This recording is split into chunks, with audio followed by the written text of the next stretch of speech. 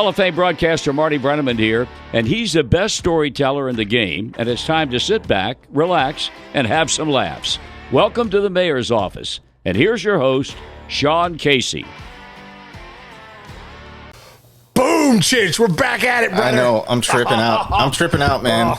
I'm fanning out. It's funny, we work in sports, and you try to kind of get away.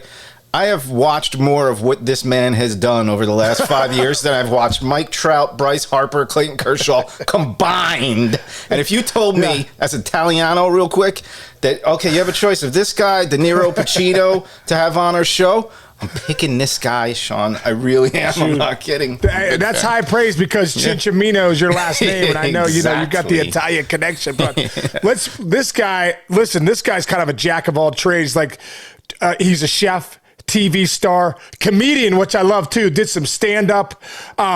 Loves being from Chicago. Which, if you're from Chicago, you would love being from Chicago if you're born and raised there. Has a podcast that he's going to do after this show called Come On Over with his sister Emily. I'm interested to see how that goes if they ever butt heads on that one. Also has an unbelievable cookbook with the same name called Come On Over. Host of the Food Network show The Kitchen, which I was on, Chinch, a few years ago, and it was awesome. We had an absolute blast. So much fun. He won season 7 of the Food Network Star, which is big time. Most people know him as a sandwich king, but I kind of feel like he's going in the direction of higher, greater things. Yes. Let's bring in our buddy, Jeff Mauro. What's up, Jeff? How you doing, brother? Fellas, hello, Sean. Nice to see you again, man. Yeah, last time we were on set outside in Jersey talking Pro Jam. I forgot what we made. What did we? We made waffles and chicken. Chicken and waffles. Chicken and waffles. Sean goes waffles and chicken. Nobody says it like that. That's right. That's right. Dean right here. He's a rebel. Wait, hey, but about a week ago, you made the 5-way chili a few weeks ago on The Kitchen, right? That's Cincy case, right? Oh, that's a Cincinnati. Oh, God, yeah. I love it, man. Right on the sketty with the little bit of warm spice in that chili, and it's like a thin, it's a tighter, it's not chunky, it's a finer grind. Oh, it's so good. With like 16 pounds of cheese. You're like, hey, get the 5 pounds of cheese on there, and the bean, and in Cincinnati, when they beat it with the beans, the beans and the onions, call it the 5-way at Skyline.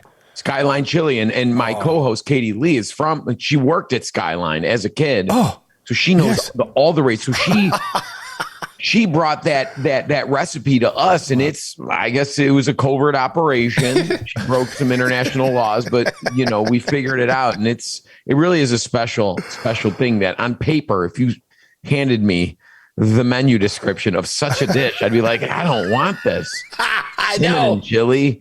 I don't need spaghetti, But for me, man, you take that bite with that mound of finely shredded cheese. I mean, you can asphyxiate on the cheese if you breathe in too hard when you take your bite. Because it's so snowy and frothy on top. It's not like your average chili cheese. I mean, it's almost like the hairs of an angel. No, it really is. And that show, what we did last time when we did the chicken and waffles, right? Is that what is? Not the waffles and chicken.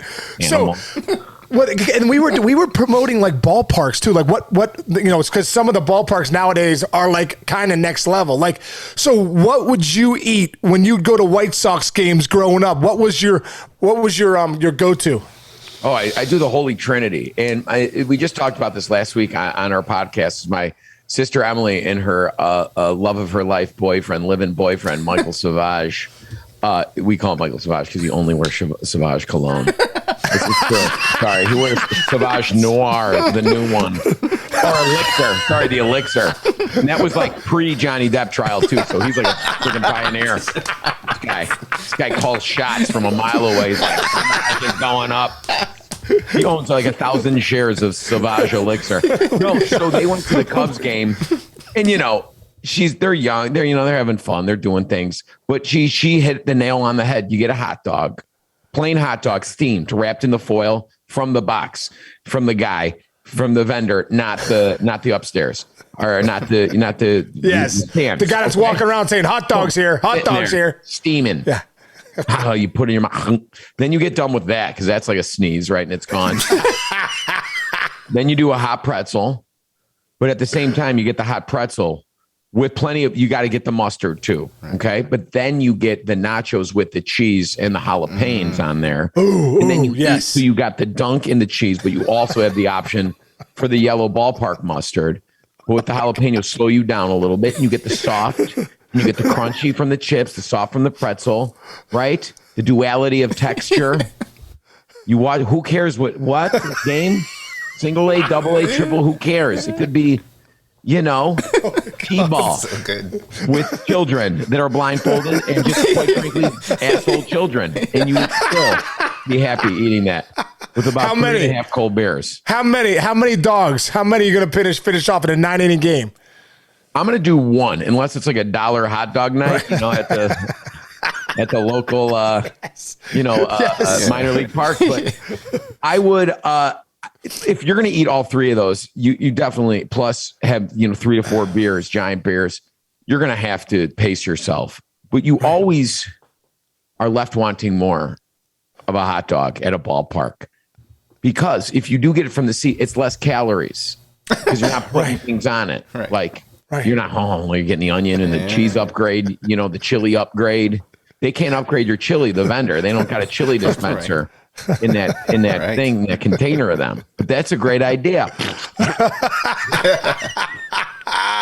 That guy would make a killer chili. Get stuck too, and it's like squirts all over the place. Then you got to hand it down to 8 different people before it gets to your seat. It's like a finger in your chili. Oh my God, dude! So we're off and running. It's like your buddy Todd's communal dip he brings to the party at 1:30 in the morning, where everybody's had at least 6 to 9 swipes. Things in there, pretzel rod sticking out of it. That's what that chili is going to be like. Everybody's going to have a dip. Amazing. Oh my God, so good, dude.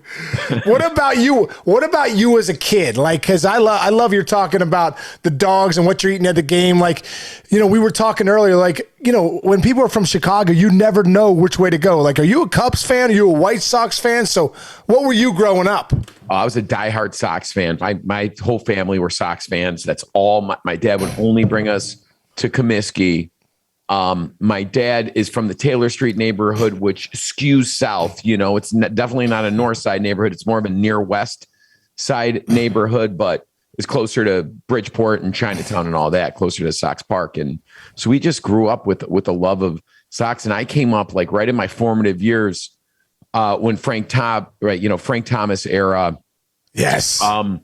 And Ozzie Guillen and all that. And I was like obsessed. And that was like, for me, this is, kids got baseball cards. You got the Beckett. You traded the cards. You watch stats. You opened up the paper and you saw the articles every morning.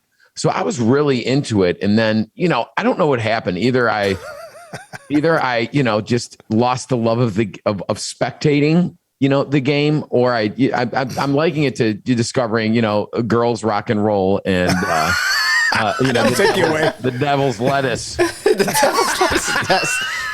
Wait, the girls were like, I like girls, but like, not that they liked me back, and I was too busy dating girls.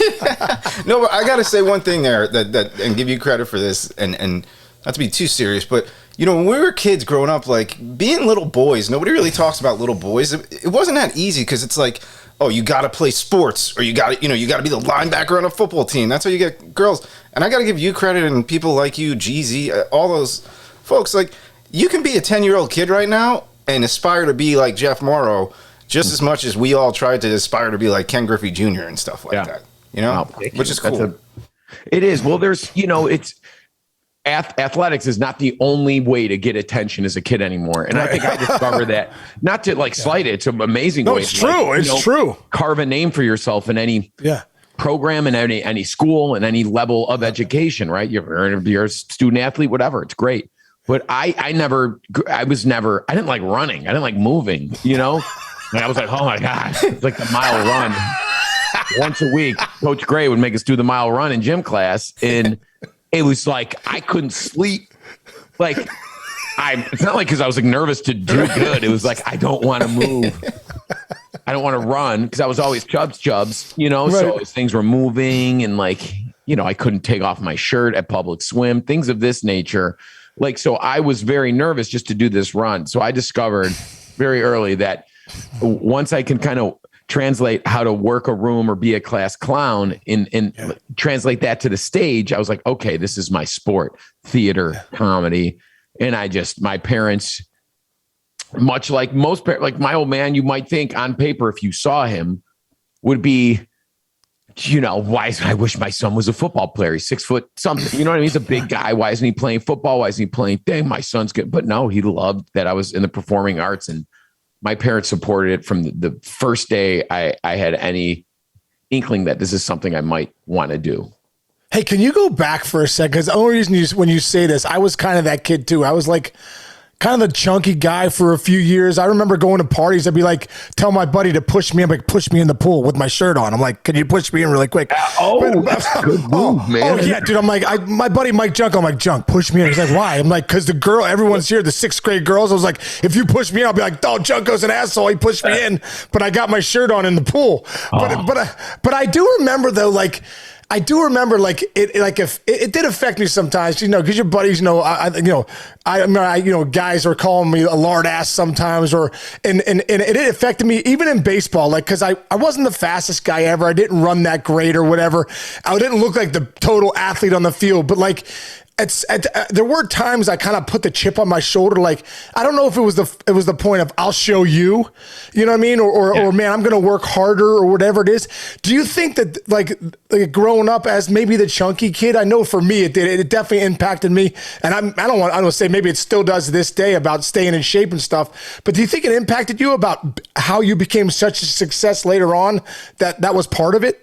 Yeah, I mean, it's twofold. Number one, right? You spend even at young adult years in my 20s, even after I won Food Network Star 11 years ago. I mean, I've had moments of I look at pictures of myself and I'm like, I don't ever want to be there again. And I never liked what I saw on the screen. So that motivates me, right? That just, I don't ever want to be the chubby kid again, but also, kids that have that adversity or get bullied because they are different or chubby, whatever you're being bullied for, being different for.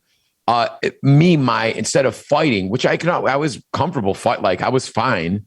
And I happen to have some size and strength to me. So I didn't it never went to, but to diffuse situations, I always, reached into a bag of humor, and that was my superpower. And I was like, I can diffuse the situation because I'm always, my goal is to be the funniest one in this room.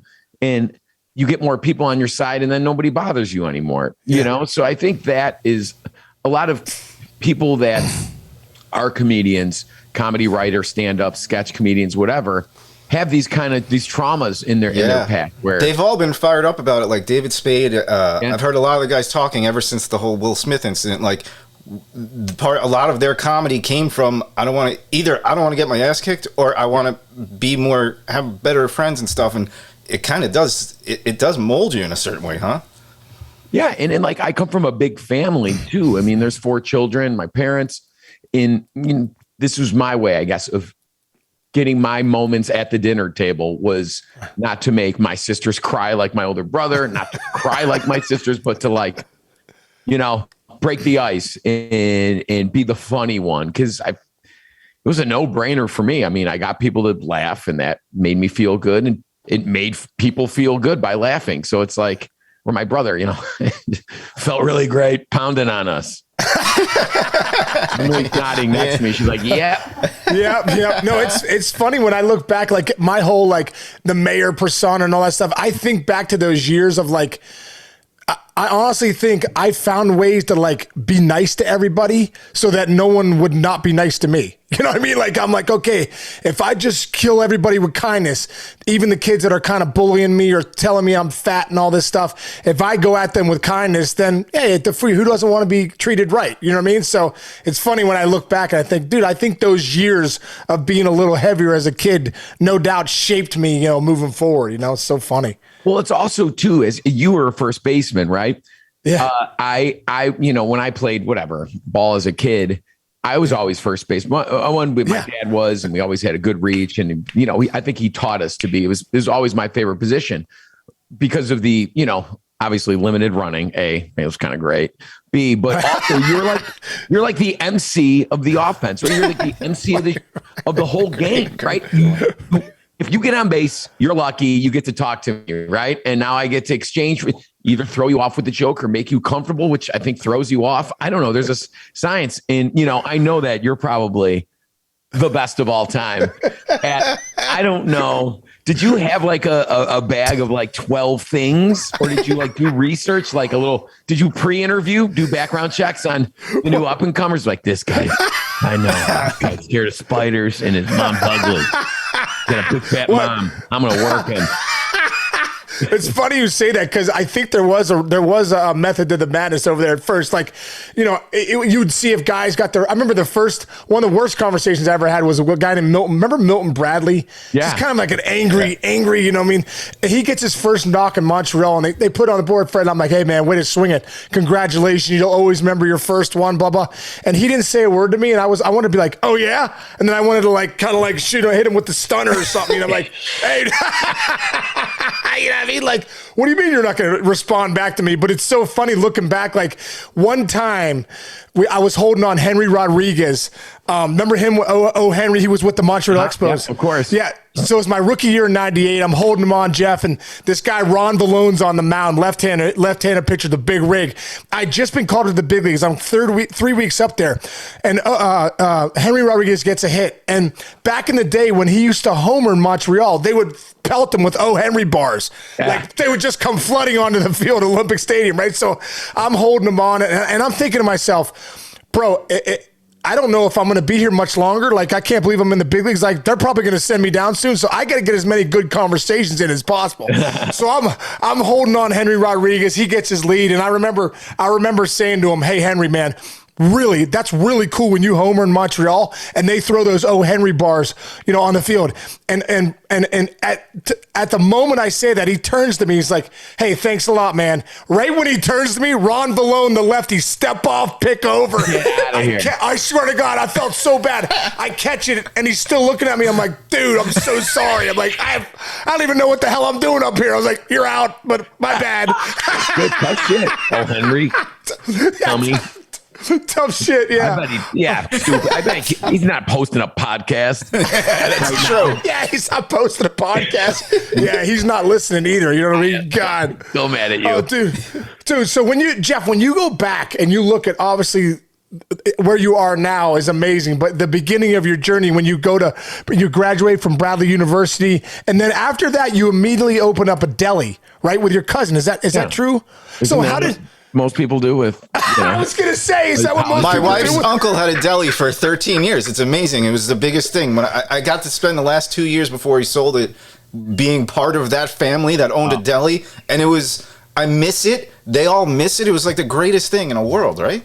No, it's a magical place, and that solidified my love for sandwiches, obviously. And that's, to me, like the deli case, the deli counter, right? It's like it's a stage, right? You slice the meat, you give them the first slice, you interact with the person, but you're still cooking, you're making everything back there all day. It's still food, it's creation, it's creative, but you have those one-on-one, interactions that just trying to make someone's day better with, one slice at a time.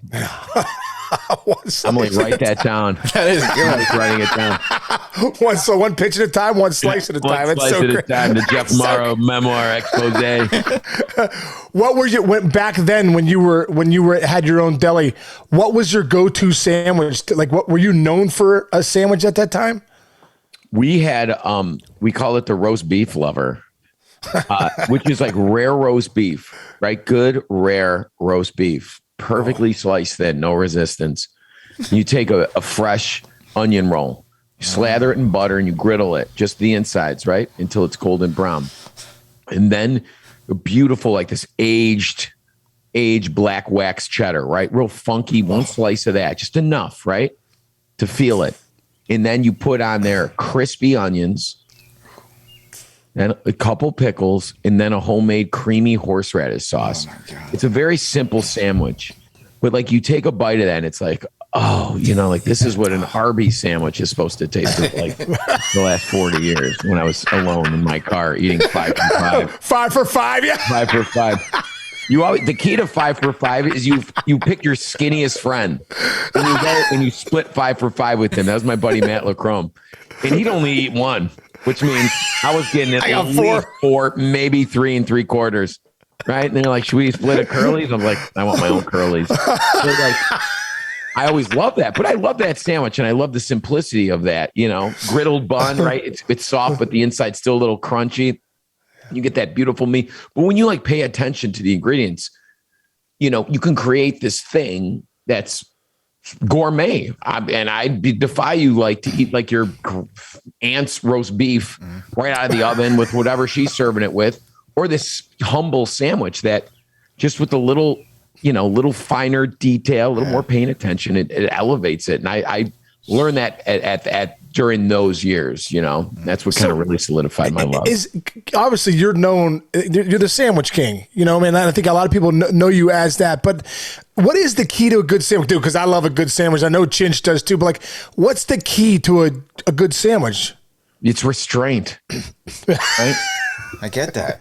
It really is. It's proper ratios. It's not like I can put everything on this. I can get a little nutty.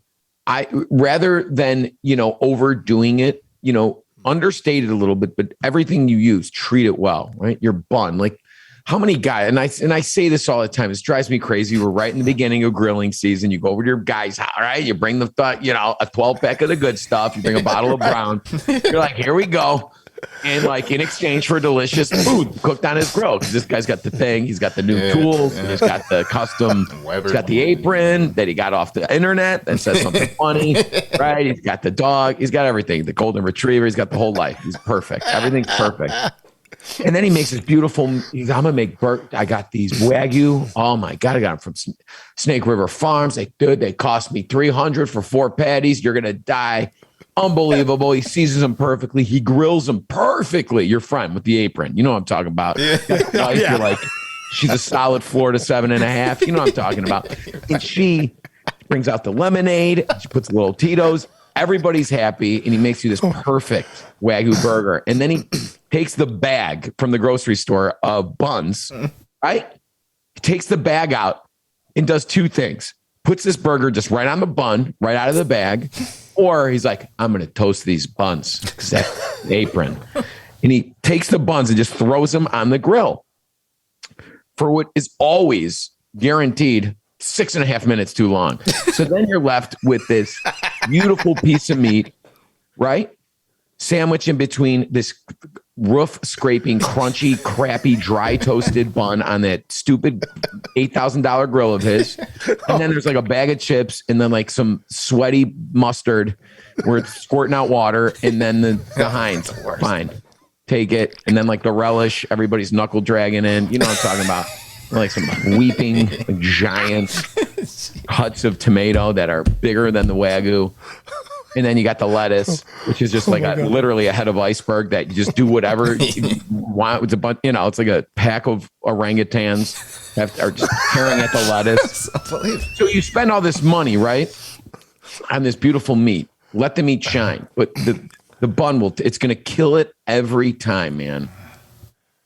So treat your bun as you would your meat. Why wouldn't you? I mean, 50% of the 75% most of the time of the whole experience. So if you're making a burger at your house, I'm coming over. I'm the guy with the 12 pack here. Chinch got the Tito's. We're rolling in. We're coming to your house. What kind of buns are you bringing for us? Well, the buns are never touching my grill. First of all, I have a side burner, or if you have a grill pan or a griddle pan. Right. What I do before I put any meat on the grill is I'll take that bag. You can store them back in the bag of buns. Right. I'm not sliding bagged buns or, there's great ones out there. Right. So, Hawaiian rolls, Martin's potatoes are all good. What I do before I make sure my butter's nice and room temperature and I smear the inside of those buns with that soft butter, keep them in the bag. So when it's time to go and the meat's resting, I take a flat nonstick surface like a cast iron griddle or a side burner with a nonstick pan. And I just do them slowly in batches and get them nice and golden brown on those inside surfaces. And then you can lay them there and then put your burgers or whatever it is you're doing, sandwich wise. But usually in another thing, another pro move while we're on the subject of bread. Yes. You're doing This hot is wonderful. dogs This too, is right? wonderful. That's Yes. great. Italian sausage, anything to help mimic that experience we love at the ballpark of the guy with the gut and the shoulder straps and the fur under the shoulder straps and those steaming hot dogs he throws at you like you're a son of a bitch.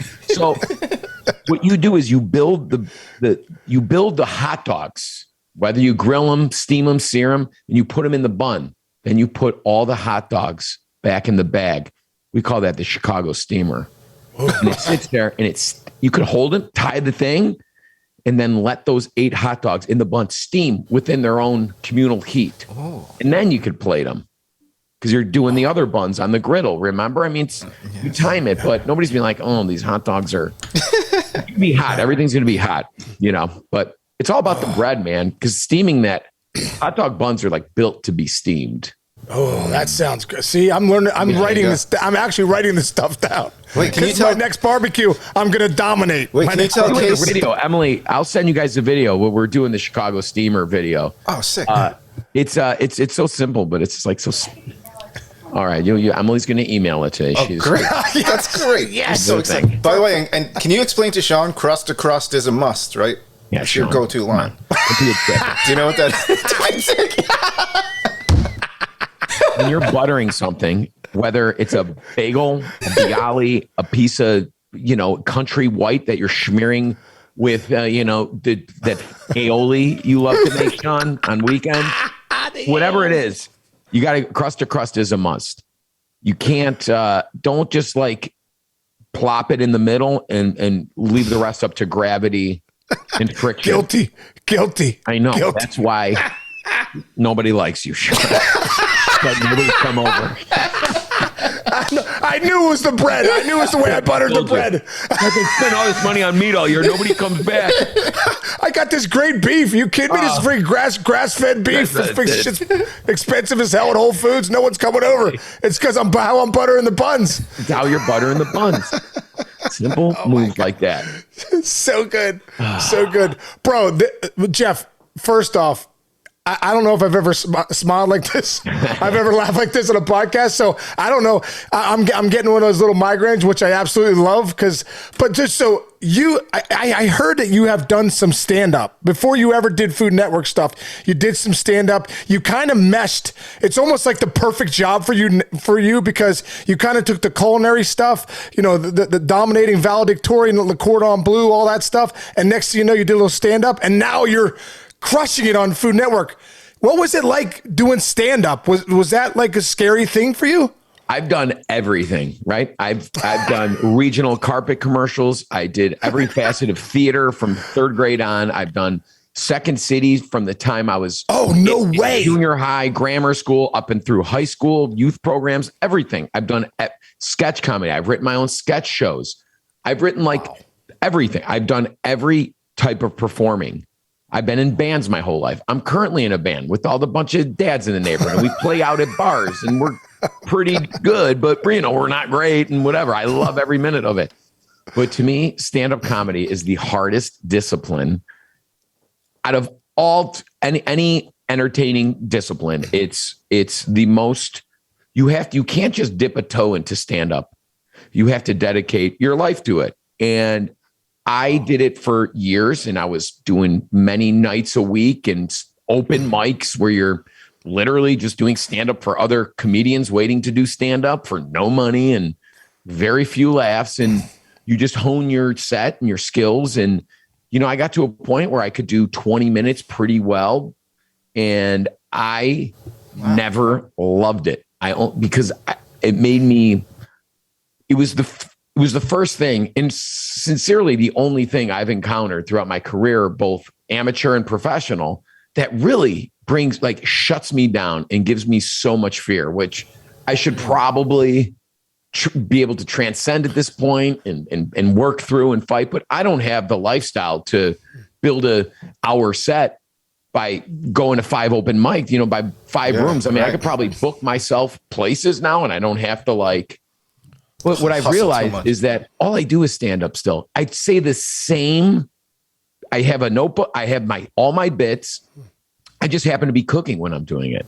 And that was that to me, that was, why don't you just do more shit that takes skill while you're doing this thing, and your brain will be okay with it. And that's what I do. Like now, I last time I did it was maybe like 3 years ago, and I hosted. I called it Jeff Comedy Jam.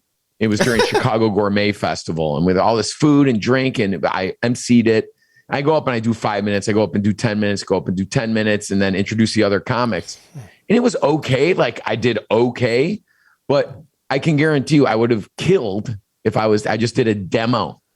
Like if I made a roast beef sandwich, started talking shit about Sean's horrible bread ideas. So good. I mean, right? I mean, but that's like the big differentiator in my brain was, okay, I'll just cook. And I always did professional. Like I always made my money cooking, not doing stand-up. You know what I mean? So like for me, this was the skill that I always loved and I was extremely passionate about, obviously still am. So I knew I never was going to be the best chef in the world, right? Michelin starred. I didn't want that. I didn't want to work in a restaurant nights and weekends. Go two ex-wives, kids that don't like me, substance. I mean, this is it's a hard world, without, especially if you want to do other things, right? It's really you have to really dive deep into that. I was never going to be the best chef.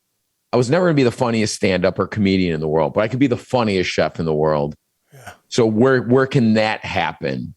Yeah. Like what's the platform for that? And that's Food Network. So, I set my sights on that after we sold the deli, and I was in Tony and Tina's Wedding, which was a big show in Chicago for many years. And I was in that for the all 4 years that we had the deli. So I'd make sandwiches during the day and I go do this Italian-American improv comedy wedding at night, 6-7 shows a week. So I was like, wow, I cut my teeth from the time I was 21 to the time I made it on television after 4 tries on Food Network Star, 4 auditions without making it. I finally, that was when I was 31. So 32, 33, who knows? But what is so hard about improv? I think it's like people try to be funny so much at improv, in that if you go in being like, I'm going to be so funny in this scene, you can't. What you have to do is just learn to communicate. And it's like the fundamentals of improv are just so there's systems, there's different methodology and philosophies of improv, but it really comes down to being positive and communicating with whatever it is. And I just worked that muscle from very young, and I love it. Like it's my greatest superpower, I think. It's not just making people laugh, but like being able to be quick off the cuff. You improv on a kitchen every time. Your one-liners, if I miss it, or Jess, my wife, loves your shows too, like she'll be like, did you hear what Jeff just said? And like, because you'll say it like under your breath or something, like, yeah, Katie never want to do that with that shirt. Thank you for that. That's great. Dude, I'm dead serious. We will stop the show, Sean, and she'll be like, whoa, come in here. You got to hear what Jeff just said to Sonny. And he'll come in and you'll say it. And sometimes they're not even paying attention to you. No. We fall on the freaking ground laughing. I'm not kidding, dude. I'm dead serious. I mean, a lot of them are kind of throwaways, and I think that's over the 10 years, almost 10 years we've been doing that show. It's like you learn a rhythm, right? It's give and take. It's waiting your turn. It's not hitting them so much with zingers. It's being sincere while being educational, while being warm, but also busting balls in, offhand comments. But you should hear the 50% of the stuff that doesn't make it on the air. I'm the most cut man on Food Network. That is a guarantee. That's awesome. Oh, that's great, dude. That's like my whole life. I was a class clown. You know what I mean? And now I could say, honestly, I get paid a decent amount of money to be one, and that's what's beautiful about that scenario, that about the kitchen and having all, the dynamic there. There's a lot to work with. Yeah. Talk about that a little bit, the kitchen, because there are so many good personalities on there. And how do you manage through the way, like, when to share, when not to share, who's going to be the star of this show? I think we just gotten in such a great rhythm over we celebrate our 400th episode. Wow. Or was it 300th? 400. Was it 400? Thank you, Emily. It was both 400 episodes in like 9 years, not even 9. little over 9 years. It's a lot. I only missed one episode too because I had to go shoot another show and the network pulled me out of it. But there you go. That's it. The network. The network needs you to leave. I'm like, okay, I got to listen to the network. Nobody can bust my balls.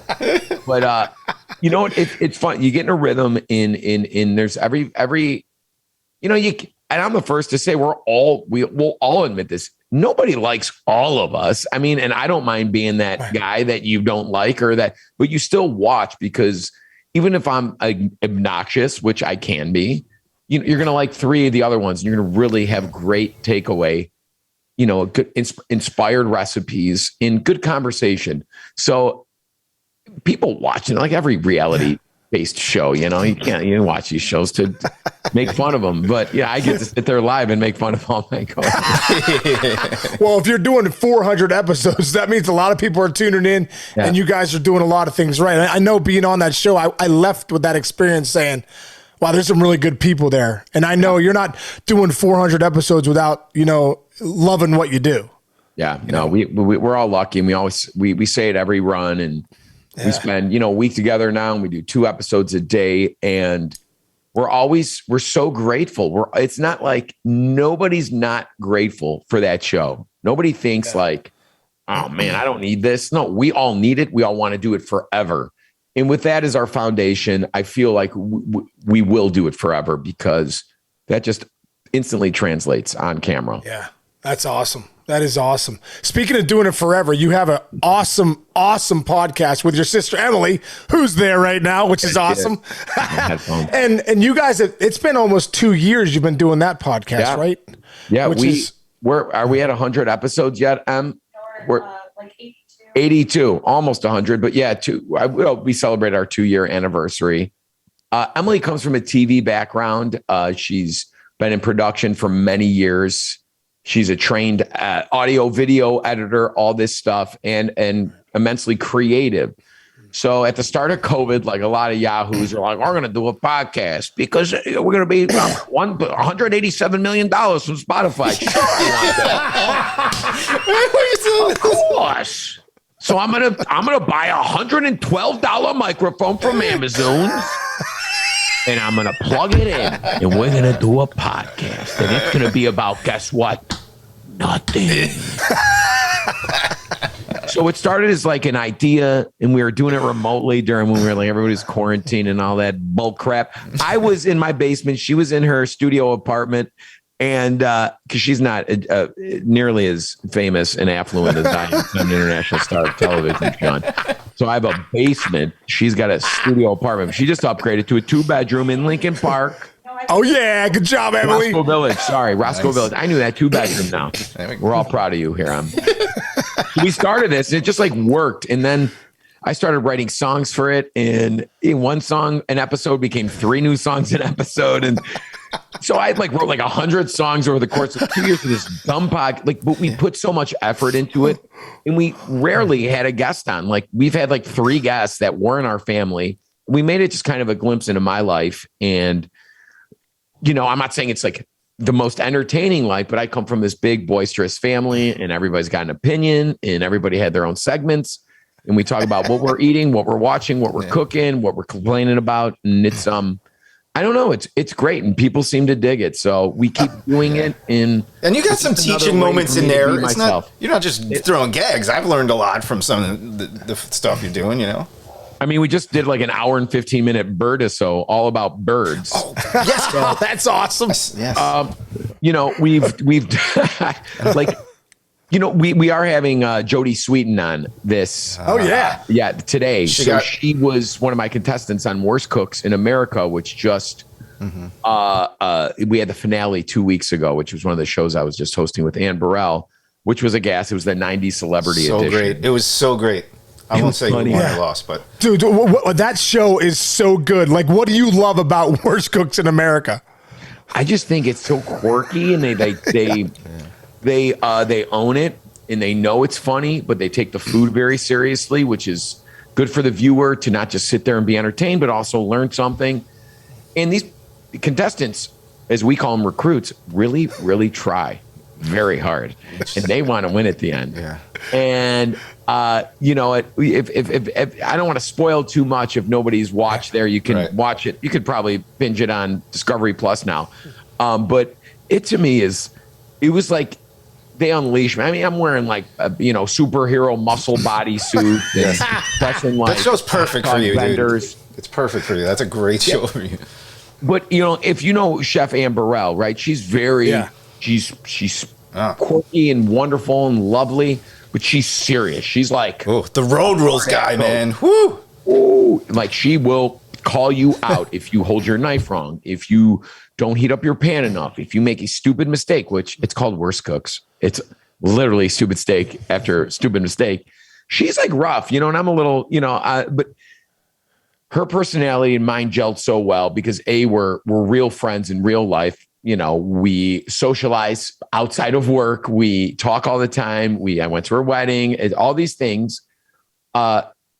So I was almost like a comfort animal for her. You know what I mean? Everything with the red vest, and she pet me, and I'd be like, calm her down, which I think was good because, you got to have that good cop, bad cop deal there. I think that's what makes it so entertaining. So great. It's so great. Going back to your family at the Mauro Thanksgiving, who's cooking? What's going on? Who's watching football? Who's not cooking? Who's lazy? How's the dialogue? Well, my wife Sarah and I are definitely cooking. This year we did Thanksgiving and Christmas Eve, the two biggest holidays we did, which are, if you look at a calendar, Sean, I know you have no room on that wall for a fucking calendar, but if you did, Hugger's got bleacher seats. I don't. Leather couch. That thing is deep too. That's a deep couch. It's like a 70s porn couch right here. Look at that thing. 6 people can make love on that at once. So that's a month apart, Sean, an American month apart, right? Thanksgiving. And so we were maxed out, but we put a ton of effort into it. We love building these menus. Thanksgiving, right? We keep somewhat traditional. We always do a pasta and stuff. But in our house, everybody does, for the most part, pitch in, especially setting up. They'll come. Can we come early and help set up? Yeah, of course, whatever. People help, clear the table, do the dishes, all these things that, we were raised with that. I see some of these kids, they don't have to do nothing. Like we had to bust the table and we were done. We had to clean the kitchen. We were done. And I always had to shit when we were done. So I was like, see ya. I gotta go poo-poo in the potty. While everybody else is elbow deep and gone. I'm like working on my third article in highlights from Maxim. Oh my God, so good. It's unbelievable you say that. There must be one of those in every family. My son Jake always had to take a shit every year. I'm like, where's Jake? Oh, he's taking a crap right after we have 17 pounds of dishes piling up. I know, right? Jake's never around for any of it. It's unbelievable. He's got a healthy GI tract system. It runs right through him. That's good. It's not clogging up. One time I said, Jake, you're going to have to just poop your pants. This is ridiculous. Like, I can't believe. I don't know if that's child abuse, but yeah. Just crapping in your kitchen. Yeah. Right down the cargo pan. That's unbelievable. Oh my God. Speaking of friends, dude, there's so much interest here, but Sebastian Maniscalco, I believe, wrote the foreword for your book. Am I have that right? It's very true. Yeah. Yeah. And dude, I just went and saw him a few months ago, and he, you were saying how 20 minutes doing stand-up, that's tough. If you nail 20 minutes, bam, as a stand-up, you're nailing it. I was crying, laughing for an hour and a half. And I thought to myself, man, how does a guy like that do that? What do you, like, your relationship with him, but also, like, why is he so good? Well, it all started for us because he's a Chicago Italian-American with a story to tell that resonates with my story. And there's not many of us, like the Hollywood in television and movies is filled with Italian Americans, but they're all East Coast, right? They're all, You're going to see the New Yorkers, the Brooklyn, the Bronx, the Staten Islands, even Phillies and stuff like that. Like, it's like primarily East Coast. So it's like when we get one that's from our city, it's like, oh my God, he talks like us. He got the bits.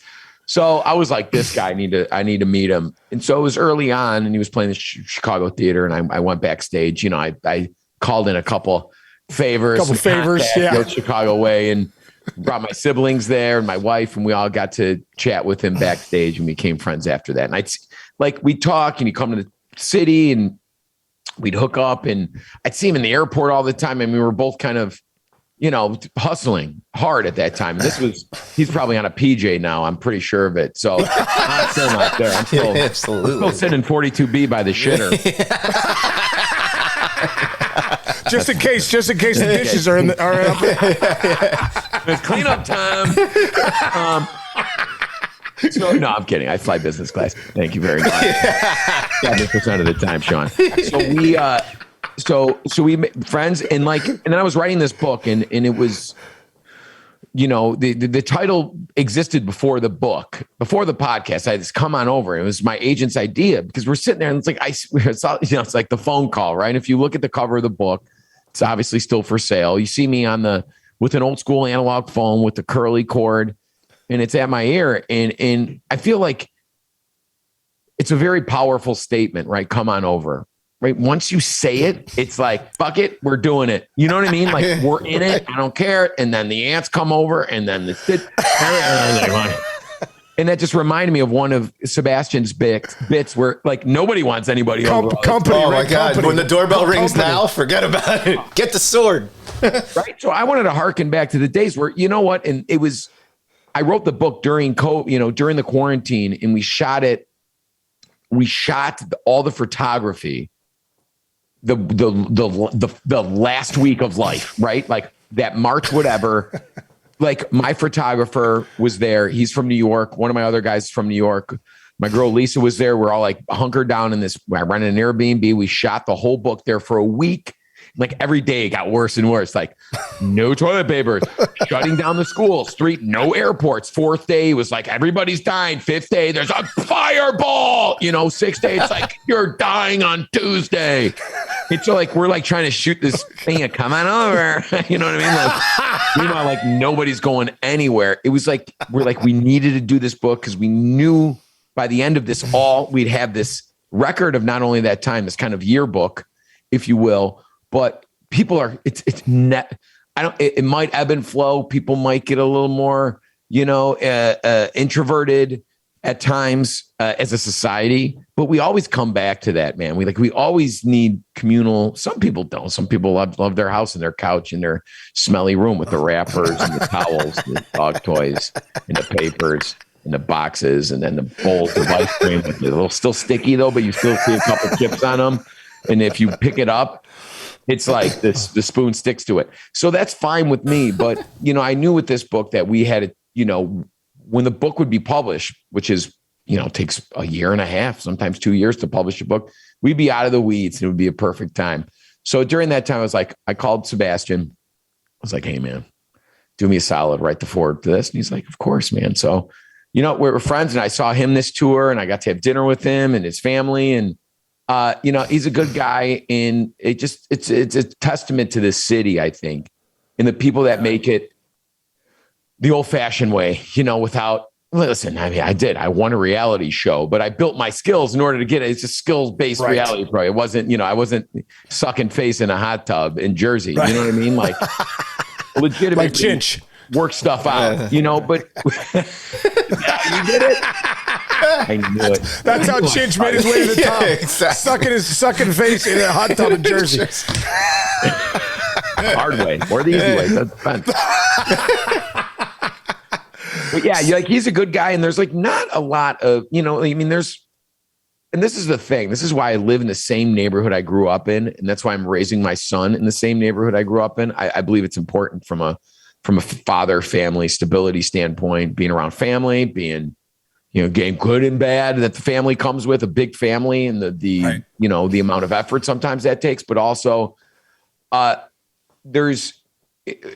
don't have to go to like LA and shoot a movie for 3-4 months. You know, I don't have to go to New York and shoot Monday through Friday every single week. Like when I go shoot, it's sure I travel most of the time once a week somewhere for a couple of days. Sometimes I'm gone for 3 weeks, but I can do it all and still maintain my home here and my home base because it's an easy flight out east. But the travel, the anxiety of all that, the hardships, do not outweigh the benefits of being in my neighborhood. But by the way, speaking of that, we saw your son Lorenzo doing some bunny hops on his bike the other day, and he ate it. Is he okay? He's a dickhead. I never hear you say that when he's on the Food Network show. You think I was like, first of all, I knew he was fine. I saw his elbow. I go, before on the picture, I was like, this kid is just going to be in pain. He was fine about it. And I'm sorry, I'm not a dickhead. But, we've all been 13-year-old boys doing bunny hops in the rain. Yes. But you know what pissed me off the most was that he had his helmet. And his helmet was on because it was wet, because it was raining. When his bike was locked up at school, he didn't put the helmet on. So the helmet was hanging off the handlebars, which probably had something to do with him tripping up anyway, which is ironic. You know what? It's like, I didn't wear a helmet. I'm sure, none of you guys wore. I mean, listen, I'm not saying we were cool back then. We didn't need helmets, but people are assholes now. Everybody's looking at their phones. Nobody's paying attention. Tenfold, probably. I don't know if that's a scientific stat, but I wanted to kill him. And that was the first time. I mean, my son broke his femur, shattered his femur 3 years ago, not doing anything athletic, mind you. He was running the mile in gym class. I'm not even lying. It was like the first week of school, the first time they ran the mile. I'm like, I would try to get out of the mile. This kid actually broke his leg to get out of the mile. He definitely had the mile genetics. We got a call, and he's like, the school was like, oh my God, we think your son broke his leg. You got to get here. We get there. It's ambulances. It's boom. You could see one, it wasn't a compound, but you could see where the bone was about to protrude, was about to break the skin in two different places on his femur. So the thing was like two bones going two different ways, screaming in pain, horrible. And then we're like, what did he fall up? Was he climbing the nothing. It just shattered spontaneously. So now we're taking him in. Now we're as parents freaking out. He's got bone cancer. He's got osteoporosis, everything. Right. And you hear these horror stories, and this is how it starts. And it's they don't know until they cut him open and do a biopsy. So it's 2 days of hell. He was, screaming in pain while they were trying to just mobilize his leg, in the ER. It was horrible. He scraped his elbow. I'm done. I gave all my credits to the broken femur, the thinking he's got, leg cancer for 48 hours. I've got nothing left. That's why I had one kid. I'm done. I've got nothing. So when I hear he hurt his elbow and we got to take him to the ER, I'm like, fuck, what about dinner? What about rub some dirt on it? It'll be fine. So nasty though. It looked like a zombie bite. It was like they had tendrils hanging off it, like muscle. And he was never crying. He was a little shaken up. His whole body was scraped. But you know what? Listen, I guess I'm ashamed of myself as a father for having that reaction. I was like, dude, what's the matter with you? You know what I mean? I go, it's the last week of school. We're going on vacation a week from Saturday, and you're doing bunny hops like you're auditioning for the fucking X Games, Mr. Hawk. You can't even throw a baseball, bro. When did you become an extreme athlete? 720. Oh my God. Well, I'm just glad he's okay. We're all glad he's okay. He had the sling on. He's like, Dad, can I borrow your sunglasses to take him to school? I look cool. He threw the shades on, and he went. Oh my God. He did. Great. I can't, man. It's too much. Oh my God. So great. So, dude, one of your newest ventures, which I want to talk about, is Mauro Provisions, which I want you to kind of get into it for us, but it's like a one-stop shop, all the best meats in the country you can get, and you're going to deliver it to us, right? Sliders, sausages, hot dogs, all that stuff, right? We'll celebrate. We're almost 2 years into our anniversary. Wow. We are we have a bunch of retail locations, wholesale locations, but what it is, it's all the food I grew up eating, all my favorite sandwiches, done way better than anybody else has done it, from the meat to the bun to the cheese sauce to the rubs, delivered right to your door in 2 days. And wow. Emily does all our social media and content creation and all that. I have a partner, and that's it. I'm at the office every day. It's my name. It's my baby. I have no investors. Work it day to day. We grew from the basement to a one office to a packing facility. And our big hitter is the Chicago style jardinera, which is not known in a lot of cities. I was trying to teach Sean how to say that word before we came on today. I know. I wish I was wearing my jardinera shirt. I'm going to send you some stuff. I'm going to send you guys both stuff, but just because we phonetically spell it on our shirts, our Mauro Provisions, jardinera. I love it. For simpletons like Dumb Casey's. Dude, I was like, I go to Chinch and go, and I was going to say it, I'm like, and gardinarias. It's with my platform, it's my goal to kind of educate. Yes. It's a really great pepper product packed in oil. It's fermented. It's pickled. It's like we put it on everything in Chicago: pasta, eggs, sandwiches, salads, everything. So I'm just trying to use my national exposure to show the world how great of a food product this is, and low calorie and just like awesome, and like punches up everything. So it started with that, and we got 4 different kinds. Then we got the meats, and we got the Italian beef kits, and we just came out with our a slider, sandwich slider kit, which has the Hawaiian buns, which has our Taylor Street cheese sauce, which is like the funkiest, creamiest cheese sauce you can ever imagine. You got the petite fillets that it comes with our black powder rub that you can just sprinkle that black powder rub, give it a little pan sear or a little quick sear, boom, boom, boom. My 75-25 Jeff Blends burgers, which is, you can't normally, Chuck, 80-20. I go 5% more fat, 75-20. Yes. You can drink the burger with the straw. It's so juicy. Yes. Oh my god. You get everything you need in there. And I don't know. I just love coming up with these ideas of like, it all starts with, what do I eat? What I grow up eating? What do I want to eat?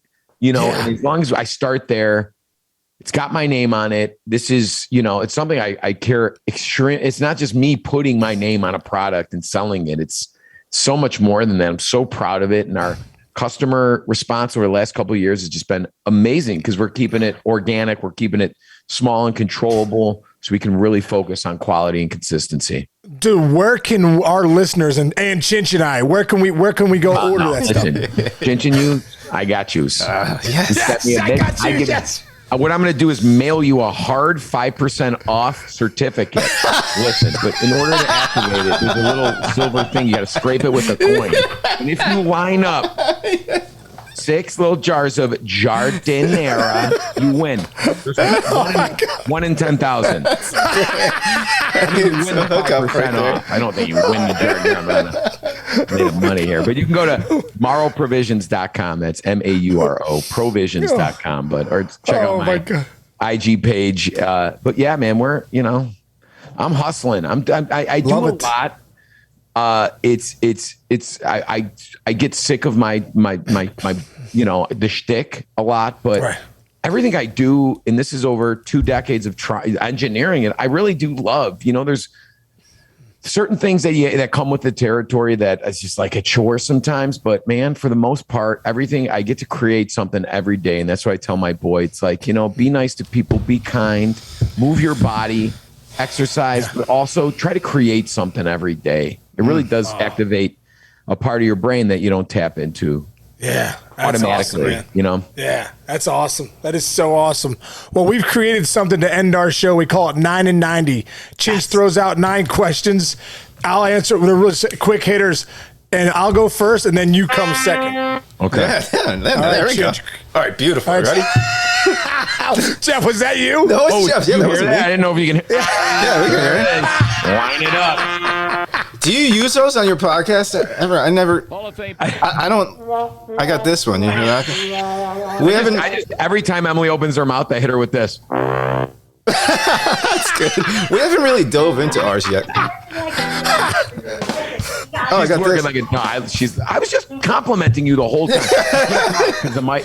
You have to talk into the mic. Oh, that's all right. Tell Emily I got her back. Casey beats up on me too. We're the production people. Yeah. All right, here we go. Sean, you ready for the first one? Yeah. Hall of Fame baseball broadcaster Marty Brenneman here. It's time for 9 in 90, the most ridiculous segment in all of sports. Oh, this is tough off the bat. 6-foot hero at like a garden party, okay? We're going to do it 4 ways, broken into 4s. We got the Italian combo, American. We got a chicken cutlet, or do a veggie, or we can do a caprese. You can only take one sandwich, Sean. Which one do you take? I want the chicken cutlet. Like if it's done really well, right? With a little Parmesan on top. Yeah. Am I doing this right? You guys are Italians. I sound Irish right now. Yeah. With a little sauce on there. You know what I mean? I don't know if they put sauce on a 6-foot hero. It's going to screw up the bread. Yeah, there you go. What do you got, Jeff? I got that caprese with the fresh mozzarella, fresh basil, tomato, maybe some sun-dried tomato, a little oil, vinegar, maybe a little balsamic reduction. Yeah. To me, that's like a great starter. I mean, I'm going to work through the other 3 feet of that. Yeah, exactly.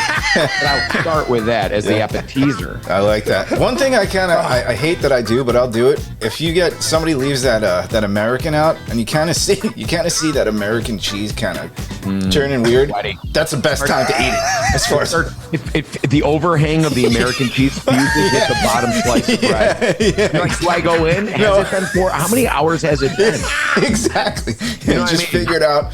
See what happens in a couple hours. Okay, next one. First to go. Let's go. People get a little tuned up and then go in their second round. Like, oh my god, they eat it from the corner. Right from like they start there. Exactly.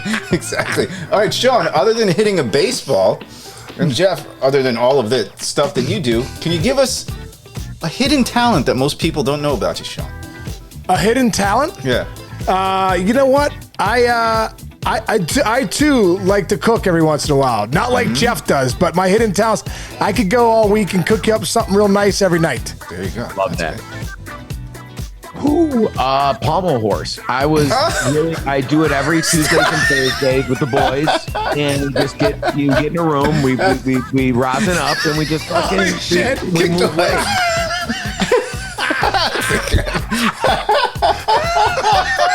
That was a good one. Pommel horse. Yes. That is improv right there. Pommel horse. The word is the key. All right, great. Sean, other than Mauro, pick your favorite Jeff out of these. Bezos, Jeff Daniels, Jeff Goldblum, or Jeff Foxworthy. Is Jeff Daniels the guy in Dumb and Dumber? Yes, he is. I like Jeff Daniels. I thought he brought it in Dumb and Dumber. I like it. What do you got? I would do. There's Jeff Daniels. Jeff. Who are the Jeff Bezos? Jeff Foxworthy. Jeff Fox. And was the fourth one? Goldblum. Oh, definitely Jeff Daniels for sure. Best shitting scene in all of history. Yes. Not to poach on your Dumb and Dumber reference. Very prolific and beautiful. He's been able to do every facet of acting, but man, when he takes that just milky, just shaving, it's amazing. Amazing clue.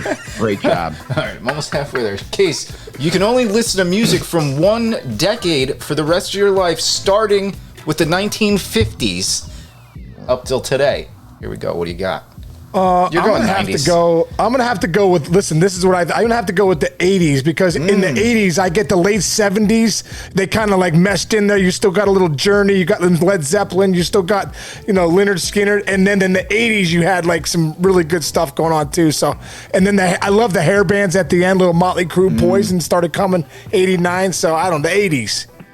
Wow. I'm going to have to say the 70s. Ooh, yeah. You have, peak Beatles, Stones, the band was great blues plus Hendrix.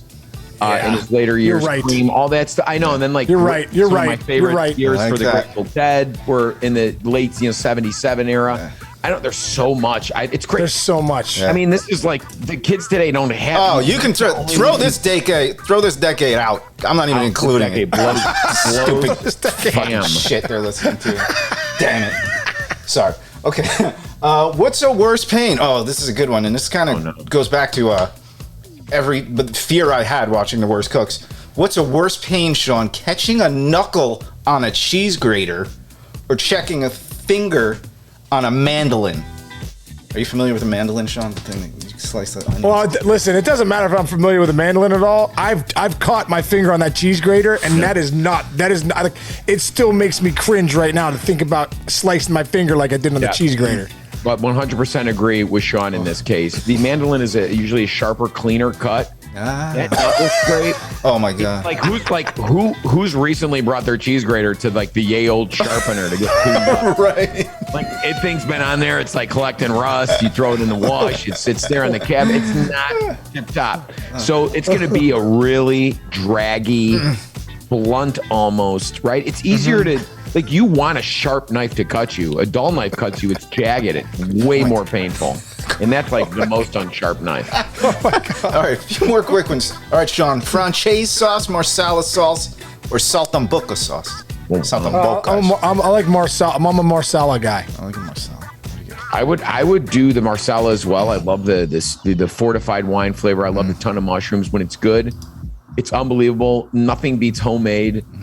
We made it, I don't know, maybe a month ago, and it was like just the right amount of butter and right amount of wine and perfectly like caramelized, robust cremini mushrooms. Like there's nothing when you dip it in the egg, you do a little pan fry. It's so good. That's all you need. But I want to combine them all. Do like a Francese, like a Parmigiana, Marsala, like all in one. Which just idea. It's got all it is just like got peas in it. I mean, it's like every chicken dish is like the same. At the end of the day, it's like this one's got sausage, this one's got peas, this one's got a lemon wedge. Some poor guy in the back being like, I am not even like that again. All right, two more quick ones here, Star. You can only eat this type of pizza or one type of pizza the rest of your life. Chicago, call it deep dish, I guess. Napolitan, Sicilian, or grandma. I don't know, man. I like all pizza. I don't. That's not okay. I'm gonna crush all those, and I'll just punch you right in the face. So you don't ask me that question. I eat all the pizza. Wow, Sean's the boss. I'm such a bitch. No I got one. There we go. Tail between my legs. I would say Chicago thin crust pepperoni. Thin crust pepperoni. Not the thick crust, because whenever we go to Chicago, like, hey, go to Gino's East and get the sauce on top. It's good once in a while, but weekly we eat our thin crust cut into squares. Great amount of good cheese, good grande mozzarella, good sausage, good pepperoni, great crust, robust, crispy, thin. Forget it. It's my favorite. Dude, how do you stay so lean? Seriously, I'm not kidding when I ask that question. How do you stay so lean? I work out a lot, and I don't even have a joke for you. I work 6 days a week. We walk the dogs twice a day, and I get after it on the weekends. I don't drink during the week. I love my pizza on Fridays, Saturdays. We go out. I always carve room for my indulgence. Yeah, and that's what kind of propels me through a cleaner week where I'm eating, a lot of lean meat, vegetables, and stuff like that. I stop eating at 5:30. I don't eat sometimes till next dinner. I'll intermittent fast a lot. Do fasting, yeah. I do that. Awesome. I've been doing that for almost 8 years. So, it's working well for me. Yeah, but it's working, man. I box and I run and I play tennis and I lift and I do everything. So. That's how you. What Jeff's doing is how you can eat well, but still dominate life and be healthy. It's a great line. Treat your body like a temple 5 days a week and like a carnival on the other two. There you go. Some butter and shove it up. Yeah. All right, last one, real quick. This is a scary one. Would you rather have someone see all the photos in your phone or have someone read all of your text messages in your phone, Sean? And then I'll let you all go. I'd rather have somebody probably see the photos in my phone, because I don't have any crazy photos, but some of the text messages I send my buddies are probably very inappropriate. Yeah, I agree, Sean. I'm right there. Hold on, I'm changing my password on my phone. It's like sneakers. Like downloading. Now I'm hacking into mainframe. Goddamn. Oh my gosh, Jeff, I've got like zero funny photo. Like I don't even take off my shirt in front of my wife to take a shower. There's no DPs going around. Got nothing. Oh my gosh, dude. Jeff, this has been so great, man. This has been one of our best episodes ever. You have been so funny and so generous with your time, brother. And we will be tuning in all the time for you. We're gonna go. You don't even have to send us moral provisions. We're definitely gonna please send us. Yeah, we'll buy them. But everybody, you can send them too. We will make it happen. We're so grateful for that. But dude, we're very grateful for your time, man, and just really, really appreciate it, man. What a great show. Thank you guys for the opportunity. It's great to be in the office, and Anytime. You guys need a last minute sub? Give me a call. We're going to take you up on that, brother. Thank you. Tell Emily, so much. Thanks a lot, and good luck with the podcast. Yeah. Next one. Stop, Emily. That's what Sean's going to say to me when you hang up. Thank you guys so much. Thank you, Jeff. All right, Jeff. Thank you, man. Thank you, brother. All right, man. How great, man. I'm so excited. Oh, my gosh. That was awesome. Oh, man. That was awesome. What a great guy, dude.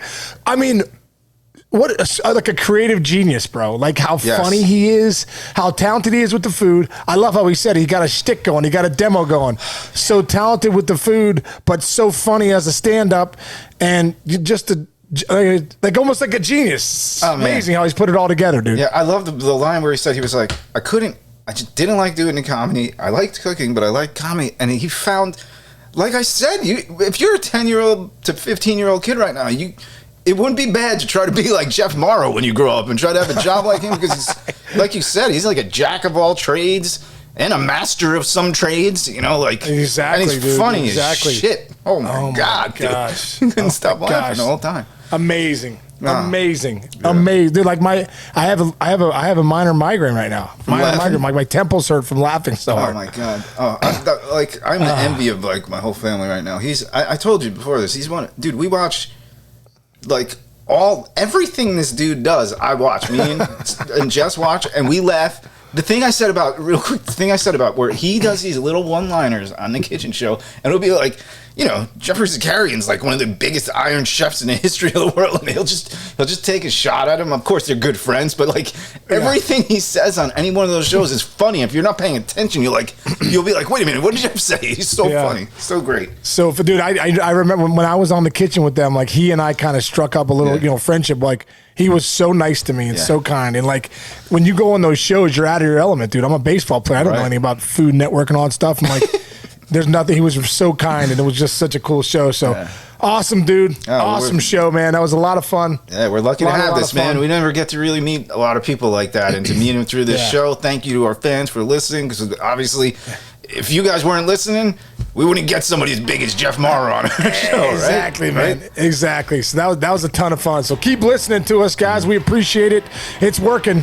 We're moving the needle a little bit, but we need more. We need the needle to move a little bit more. So do us a favor, download us, like us, and subscribe to us, and send some 5-star reviews. Yeah, like send help, send money, and send 5-star reviews. I was going to say that. I went freaking dark on myself. I'm That's like, right. We've had a busy day today. We've had a busy day. Awesome, bro. All right, I love cheers, you, man. Love you, brother. All right, I'll see you soon, man. See you. Yep. Cheers. Stay grateful, man. See you.